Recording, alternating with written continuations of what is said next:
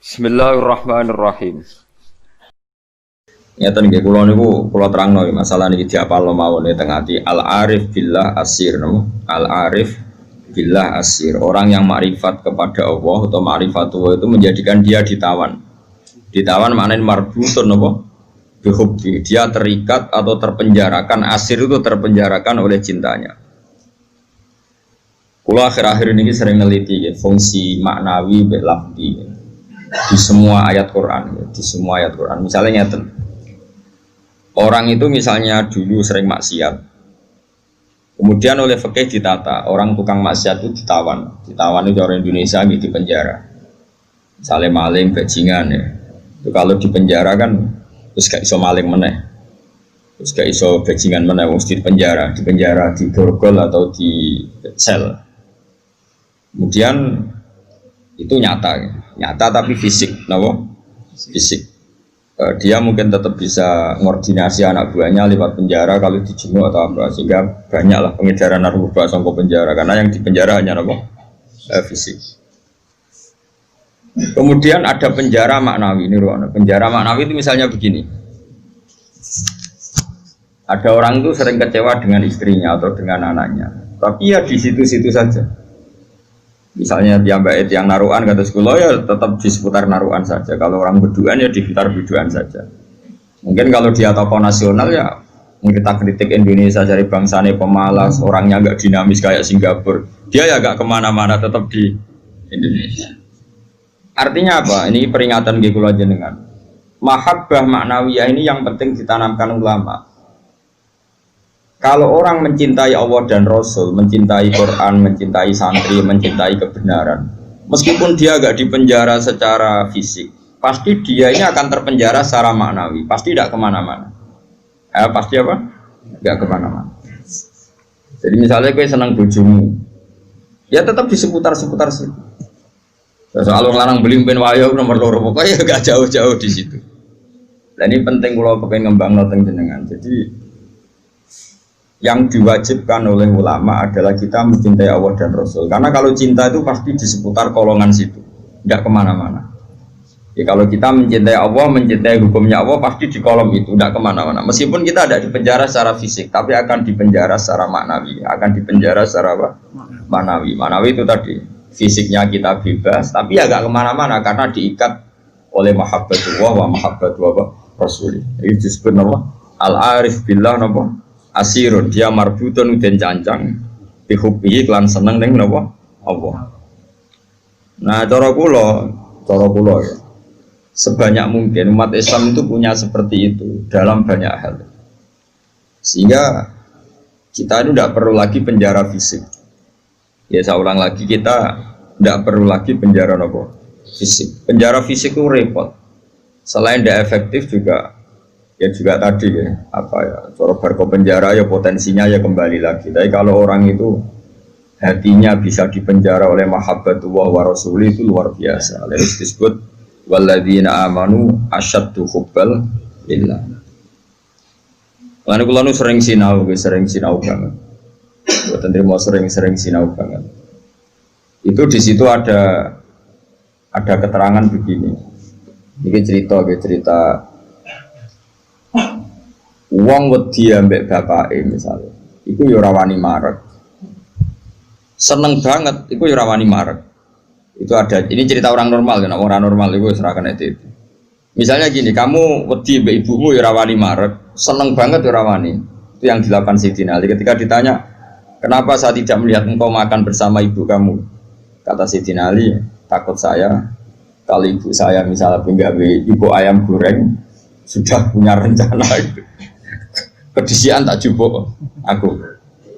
Ya, nek weteng-weteng elek kan lahap mangan bareng ibu kan. Nah artinya apa? Ya seneng ya marah rawani awor karena takut misalnya itu kan. Kenapa kamu tidak pernah makan bersama ibu kamu? Jawab Sayyidina Ali, takut saya ibu saya di hidangan itu seneng misalnya dalam konteks Indonesia seneng apa? Ayam goreng juga serobot. Wes, belum putus asa. Akhirnya milih tempe, lo tekan tempe, bu. Serobot bisa. Sehingga masyhur tuh makalah Indonesia itu tidak pernah makan bersama. Sama mungkin orang tertentu yang mencintai gurunya itu tidak berani bareng karena takut ganggu, takut macam-macam. sak pemandangan macam-macam. Nah, jadi orang itu cara seneng dan cara itu mirip-mirip. Itu kata Imam Ghazali, karena khauf dan roja itu mirip-mirip. Nah, sama, gue misalnya seneng cawe itu, seneng bojomu, lagi asik maca, mbak lipstick, mbok klambine anyar. Apike kowe iku ora moro-moro, mesti ke ganggu. Bojomu nak awake ayu seneng ya seneng wae ora awake ayu. Tapi nak kowe seneng kan mesum, ben ngeloni. Lah itu kan dunia yang berbeda. Bojo lagi seneng klambi anyar diganggu, malah mbek kowe mbok coplok iku kan gak fair. Lha nak kowe seneng tenan. Yo duwi, maksudnya duwi ben nikmati nganggo lipstik, nikmati nganggo klambi anyar, pamer mbek kancan. Malah kok parani kene haram. Artinya wong iki bakas wong normal ya. Jadi wong seneng ambek wong gedhe padha-padha menghindar sebetulnya. Apa? Menghindar. Wong ora normal iku ora ukuran ya, ora ukuran. Wong ora normal iki ya angel ya. Nah, sehingga kenapa ada wali ditanya, kapan kamu menikmati Allah? Jawabnya dia dulu, ketika saya menjauh dari Allah. Bukan menjauh dengan makna orang fasik itu enggak. Dia menghindari sesuatu yang terkait Allah karena malu kalau ganggu. Makanya saya pernah cerita di ngaji ini, ada wali yang dia jadi wali karena sholat di shaf awal. Dia malu kalau dipanggil Allah kok tidak yang terdepan, sehingga dia sholatnya shaf awal terus. Ketika dia merasa wali paling elit karena yang amal seperti itu, ternyata diberitahu sama Allah kalau wali yang kelasnya dia itu yang sholat di pagar masjid, bahkan di luarnya. Ketika yang di situ, kenapa kamu wali juga udah sholat di belakang? Jawabnya, aku iku isin. Dosa aku akeh, awakku ora bener kok ngarep, sawangane kok paling bener. Ini kan tapi aja tiru lho, kok guri. Ora usah mbok tiru kelakuane wis ngono. Jadi nek kowe kok guri kan gak karena wali tadi, pancen pemalas no. Iku wis ora wali. Umpama niru-niru ya wis gawe, Kang, ora asli. Maksudnya sing wali asli sing tak critakno iku. Nek niru-niru kan wis gawe, iku wis gak sah cara wis. Terus plagiat cara ning kampus wis. Lah jenenge wong liya mbok bajak ya. Dadi wis ra iso niru kan ya mergo nek aku guri niru kula isin Gus Wan pengen aku arep plagiat gitu cara kampus wis gak sah. Tapi dulu ada wali itu malah justru seperti itu. Makanya ini kan pelajaran bagi saya jenengan. Jadi yang penting kita ini sebanyak mungkin menciptakan penjara manawi. Kalau itu sukses itu umat Islam luar biasa. Wanu ngerasa, makanya saya ulang lagi saya itu berhubung yang sekolah kurikulum sudah banyak, yang bikin yayasan formal sudah banyak, yang ingin alim doktor, ingin doktor tafsir fikih banyak, yang ingin punya gelar dalam disiplin ilmu tertentu banyak. Saya itu ingin ada yang selalu tetap seperti saya. Karena kelemahannya sistem kurikulum atau gelar resmi, tentu ini kebaikannya juga banyak. Saya ulang lagi, kebaikannya juga banyak. Tapi masalahnya adalah ini terfisikkan, agama terfisikkan. Saya beri contoh gini, ini yang nyata, bukan jari. Saya punya teman, dia cara berpikir, Gus kita harus bikin kurikulum. Karena kalau kita tidak punya dokter fikih atau dokter tafsir atau dokter ahli sunnah lah pokoknya. Lalu nanti yang jabat di Kemenak itu orang-orang Wahabi atau Salafi Wahabi, nanti ya kebijakan Indonesia diarahkan Salafi Wahabi. Jadi lama-lama kayak Wali Songo itu tidak dikatakan pusat sejarah tapi pusat kemusyrikan. Karena rombongan Wali Songo ini rombongan kemusyrikan. Mau ketuanya ya ketua. Jadi nanti mereka. Nah, tapi kalau yang megang di departemen itu orang-orang Sunni kan mesti diarahkan ke Sunni juga. Oke itu baik sekali. Tapi saya bilang gini, secara matematika bisa dihitung. Lembaga kenegaraan, departemen, Kemenak lah dalam konteks kita karena santri misalnya Kemenak, itu hanya berapa juga? Paling yang ngurusi haji, ngurusi ini itu, ngurusi pernikahan, ngurusi pengadilan agama. Lembaganya itu bisa dihitung, taruh saja 10 terus jumlah yang ditangani hanya berapa kasus. Bandingkan kalau kita, saya ulang, tapi ini tetap penting, saya ulang lagi tetap penting. Ada teman-teman kita di situ dan tentu syaratnya yang punya gelar. Kan nggak mungkin kayak ngelamar jadi dirjen haji terus jeneng sopo Ruhin karir sabar fikir suwi itu ya prestasi. Itu kan poin, cara pengiran poin, tapi cara negara kan enggak.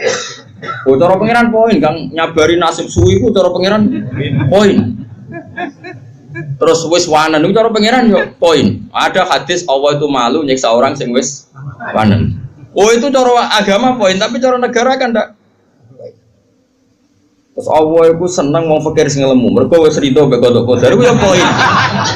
Lha itu gurunya Imam Syafi'i itu lemu. Makanya kata Imam Syafi'i jarang ono wali sebabnya lemu kecuali Abdul Hasan Asy-Syaibani. Itu dekne dadi wali mergo lemu. Gua ngertak sange ridane mbek Allah mangan. Ngertak kok mangan terus. Ora ono wong warak saka rahmate pangeran. Kowe mangan kok leren, berarti kowe nganggep ngakhiri rahmati Allah. Tapi nek ora iso leren, ya jadi wali. Jalur itu pun bisa jadi wali. Tapi ojo kawe lho, iki kan wis kawe, ora partner iki wis kawe. Angger bar iki wis kawe, wis plagiat to. Tadi kau lah niru-niru wis ora oleh, gak keren no. Terus sekarang kita hitung, ruang ini. Ini nyata ya, dan saya sering ya berdebat seperti ini atau mikir seperti ini. Karena saya ketemu berbagai pihak, ya tentu yang baik, yang punya mental ad-dinu an-nasiha, ya punya mental nasihat. Nasihat itu iradatul khairi napa? Lil khairi, selalu berkeinginan baik untuk yang lain. Lalu ada kiai-kiai kultural kayak Pondok Sarang, Lirboyo, Sidogiri, pondok-pondok besar. Ini kan nggak ada gelar. Tapi setiap di pondok itu diajari madzhab ahli sunnah wal jamaah. Ono sing kerja temangsang yang pedalaman Kalimantan, ono sing bisnis bongkrat buangkrut nganti tuwek melarat, ono sing sugih mergo diorder dari guru privat, ono sing sugih mergo dikultusno dukun nak ndonga mandi, macam-macam. Nah ini kan dari berbagai lini, ono kabeh. Ono sing darani wali, terus rambutnya gondrong, geng, macam-macam lah. Terus wong yakini nak rambutnya ra kena dipotong. Terus adol godri yo larang macam-macam lah. Pokoke macam-macam jenisnya macam-macam. Sing sowan yo macam-macam. Pejabat kepentok pangkat sowan. Ono sing sowan tok yo ngombe, ono sing yo godri, ono sing yo donga. Kula nak maca piyambak abot iki kula sangoni wong jenengan sing maca macam-macam lah. Wong suka ora ngajar kiai di order. Akhir kon maca dhewe mboten saged iki. Kula tok salam template jenengan sing maca. Kiyaine wong dhuwit ku ya penting. Iku yo pinter dhuwit ditampa terus ngombeni banyu didongani kon ngombe. Wong percaya yakin ya lalah manci. Macam-macam. Tapi ini nangani ribuan orang, mungkin jutaan orang, dan karena yang nangani ini orang-orang ahli sunnah, maka mereka akan mengembangkan madzhab apa? Ahli sunnah. Saya itu berkali-kali cerita di mana-mana. Saya itu punya teman dulu sekolah itu goblok era karuan, terus melarat goblok keriting. Woi ora tau munggah kan sekolah. Wireng pisan, lumayan kue putih. Irang.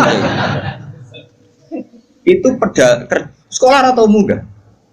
Serangane jaduk bocah. Pokoknya seneng jaduk. Dia itu kerja di pedalaman Kalimantan. Kerja betul. Dulu juga ada HP. Dia punyanya surat. Gus kulon itu tentang pedalaman Kalimantan. Itu tiang-tiang tak ajak Jumatan itu tak ajak sholat zuhur. Dia eling sisa-sisa fikih eling. Kalau dalam madzhab Syafi'i orang yang tidak mustautin itu kan tidak wajib Jumatan. Dan kalau jumlahnya tidak 40, tidak usah Jumatan, hanya sholat apa? Zuhur. Masih ingat ya orang goblok banget mondok suwi. Mondoknya bareng pulau.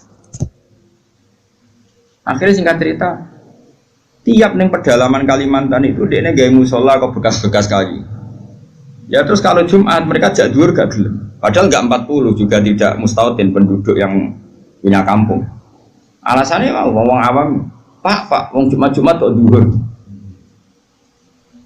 Terus dia takut aku, Gus apa boleh dhuwur? Apa boleh apa? Jumatan, tak jawab boleh. Sementing madzhab lah sementing Jumatan. Singkat cerita, dia tersiksa. Dia ini cerita di penjara ya, karena dia orang soleh dan dia nganggap itu sholat penting.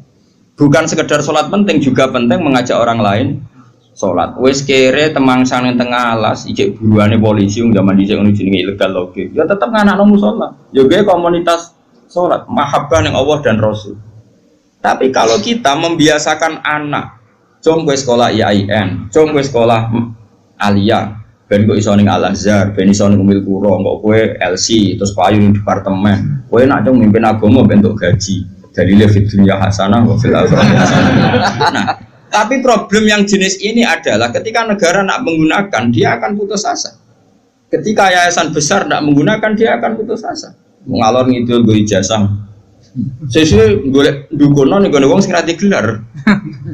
Nah, ini kan sama-sama problem. Artinya kita sebagai ulama harus beda. Meskipun kita saling mengakui, tapi harus beda.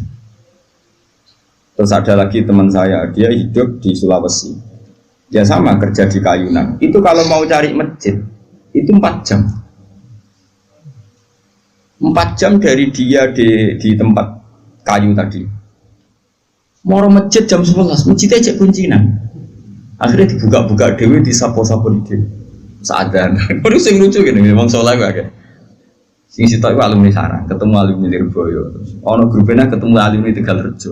Ini orang-orang yang nasibnya itu gak jelas, tapi dibawa, ini betul nyata. Dibawa oleh agamanya ketemu di titik masjid. Kang, apa kok eling Jumatan? Jadi kami ini kita tahu modal, berang tahun, 4 tahun. Lah kok terima detik ini, bisa ngaji ra tenanan. Macam-macam lah.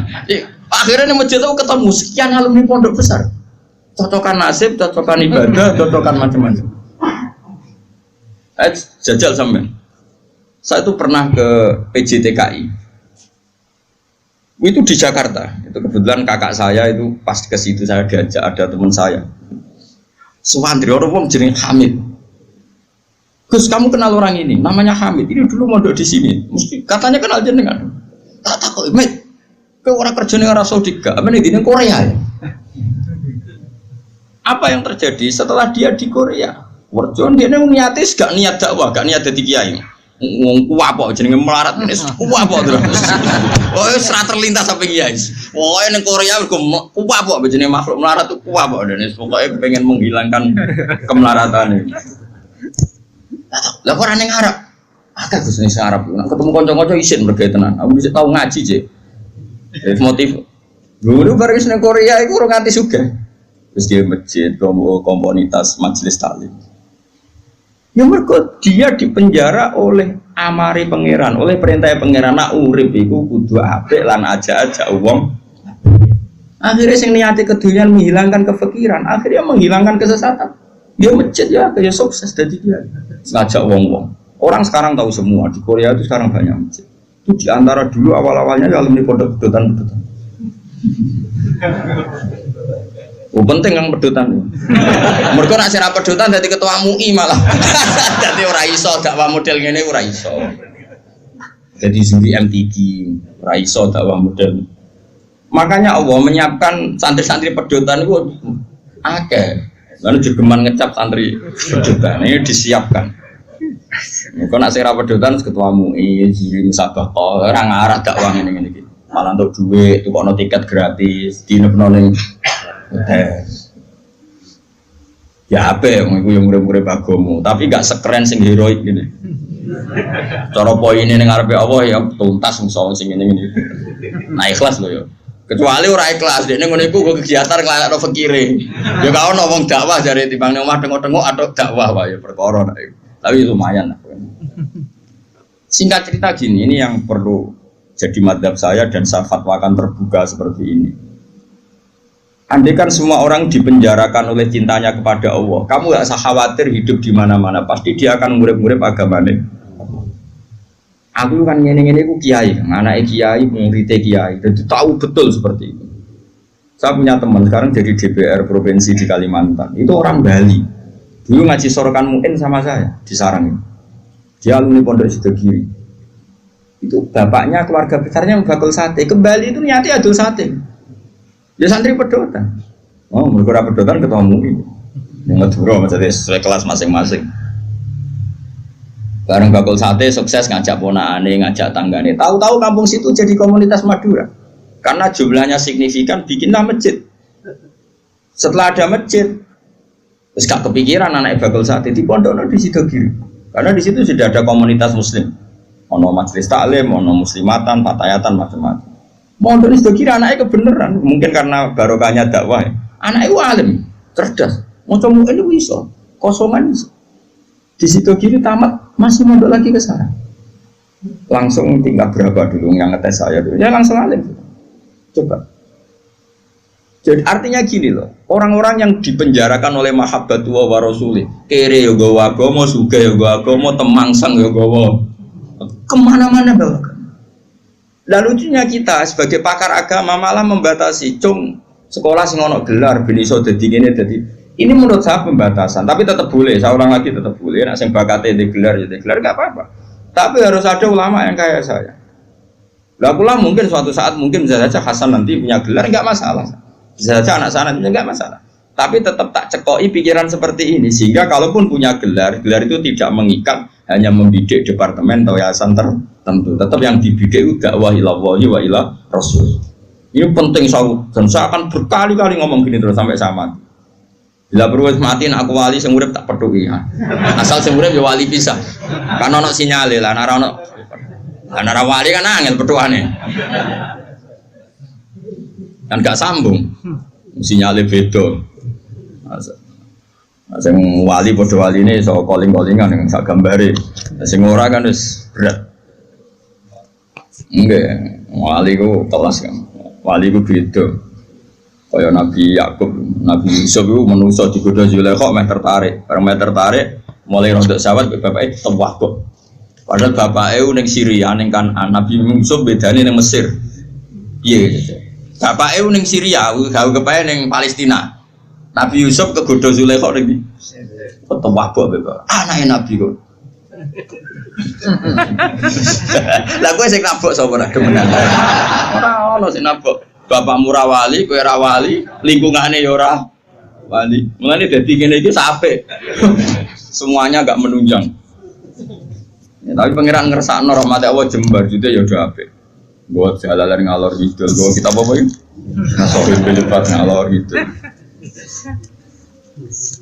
Nah menurut saya yang penting sekarang adalah menciptakan mahabbatu wa mahabbatu rasuli secara permanen itu jadi malakahnya, mentalnya, darah dagingnya sehingga hidup di mana-mana itu ilallah wa ila rasul.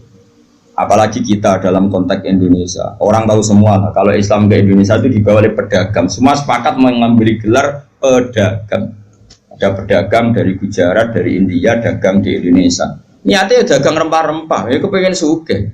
Tapi mereka ini santri, mereka ini orang ora iso golek donya tok ora iso, tetep nang aja akhirnya ngajarkan Islam. Nggih betul. Itu pedagang apa kiai? Pedagang apa ketua MUI mereka di apa dokter fikih ndak, apa dosen IAIN ndak, apa kiai sing dibenom negara ndak. Ya pedagang ya wong kedonyan nih. Mulane harapan kowe kedonyan iku jek tinggi. Tapi asli kedonyan problemnya iku asli. Maksudnya iku biasa golek donya tok ora ngurusi agama itu yang kasus itu. Itu yang bawa Islam ke Indonesia kira siapa? Pedagang. Terus sekarang jadi Islam seperti ini, ada wali songo, ada apa? Pertama yang bawa Islam itu pedagang, bukan kiai.